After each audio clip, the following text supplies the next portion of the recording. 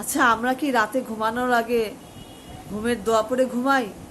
এবং ঘুমানোর আগে কি আমরা সবাইকে মাফ করে ঘুমাই?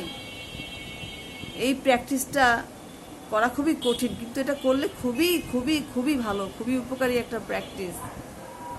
এই উপকারী প্র্যাকটিসটা করার কারণে আল্লাহ সুবহানাহু ওয়া তাআলা একজন সাহাবাকে দুনিয়াতে থাকতে জান্নাতের টিকিট দিয়েছিলেন। সাহাবা দুনিয়াতে থাকতে সে জান্নাতের সুসংবাদও পেয়েছিলেন। শুধুমাত্র সেই সাহাবা ঘুমানোর আগে প্রত্যেককে ক্ষমা করে তারপর ঘুমাতেন। এই ভালো গুণটা ওই সাহাবার ছিল।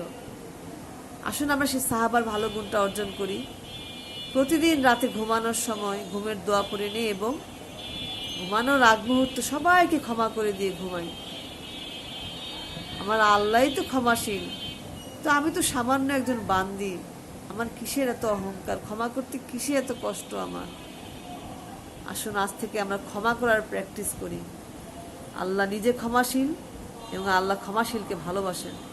আল্লাহ আমাদের বোঝার তৌফিক দান করুক।